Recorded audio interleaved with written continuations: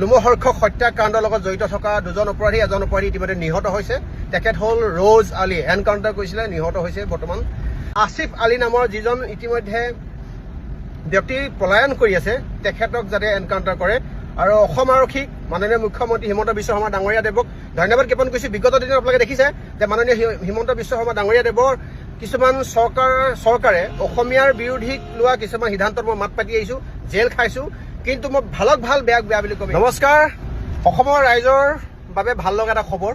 যোৱাকালি যিটো ঘটনাৰ কাৰণে অসমৰ প্ৰত্যেকজন স্বাভিমানী অসমীয়াৰ বুকু মন মগজু কঁপি গৈছিলে, সকলোৱে প্ৰত্যেকজন ব্যক্তিয়ে যি আত্মা পৰমাত্মাত মনত মনোকষ্ট পাইছিলে, আজি ভাল লগা এটা খবৰ এটাই যে যোৱাকালি মাধুৰ্য বৰ্মন নামৰ যিজন ব্যক্তিক দুজন মিয়া মুছলমানে নিজৰ ভনীয়েকৰ ওপৰত লোলুপ দৃষ্টি ৰখা, মৃদু মুদ্ৰা ডেকাৰ ওপৰত লোলুপ দৃষ্টি ৰখা দুজন মিয়াৰ পৰা ভনীয়েকক বচাবলৈ যাওঁতে চোকা অস্ত্ৰৰে আঘাতপ্ৰাপ্ত হৈ হানি খুচি হত্যা কৰিছিলে মাধুৰ্য বৰ্মনক।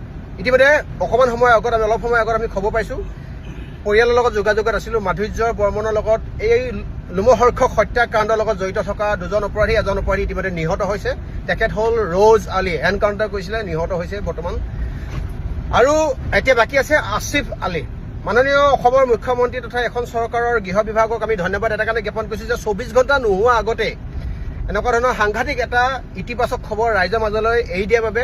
আৰু আমি আশা কৰিছোঁ আহি থকা 24 ঘণ্টাৰ ভিতৰত আসিফ আলী নামৰ যিজন আৰু এজন অতিৰিক্ত অপৰাধী আছে, তেওঁৰ ক্ষেত্ৰতো এই ধৰণৰ সিদ্ধান্ত হ'ব লাগে। আৰু আমি এবাৰ এনকাউণ্টাৰটো চিধা চিধিকৈ ভৰিৰ তলত নহয় ভৰিৰ ওপৰত বিচাৰিছোঁ, যাতে ভৰিৰ ওপৰত এনকাউণ্টাৰ হয়। আৰু খুব কম সময়ৰ ভিতৰত এনকাউণ্টাৰ হৈছে বুলি খবৰটো বিয়পি নোযোৱা আগতে যাতে এইটো শুনিবলৈ পাওঁ, আকৌ আসিফ আলীও যাতে মৃত্যু মুখত পৰিছে বা মৃত্যু হৈছে। একচুৱেলি কোনো ব্যক্তিয়ে কোনো মানুহে মৃত্যু কেতিয়াও কোনো কাৰণত উৎসৱ হিচাপে পালিব নিবিচাৰে, কিন্তু এনেকুৱা ধৰণৰ হত্যাকাৰীৰ মৃত্যুৰ খবৰত প্ৰত্যেকজন অসমবাসীয়ে আনন্দিত হৈছে। অসম চৰকাৰক ধন্যবাদ জ্ঞাপন কৰিছোঁ, গৃহ বিভাগক ধন্যবাদ জ্ঞাপন কৰিছোঁ। আৰু কঁকালৰ ওপৰত আকৌ এনকাউণ্টাৰ হ'ব লাগে বাকী যিজন বাচি আছে। এই কথাটো যদি আপোনালোক যদি একমত হয় ইয়াত মতামত প্ৰকাশ কৰিব। আমি বিচাৰিছোঁ কম সময়ৰ ভিতৰত আসিফ আলী নামৰ যিজন ইতিমধ্যে ব্যক্তি পলায়ন কৰি আছে, তেখেতক যাতে এনকাউণ্টাৰ কৰে।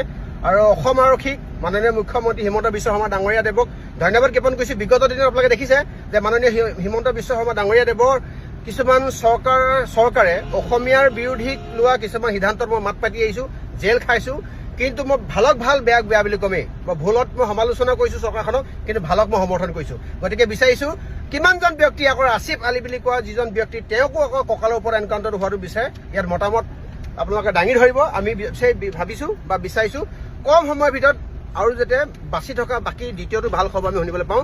ধন্যবাদ। জয় অসম।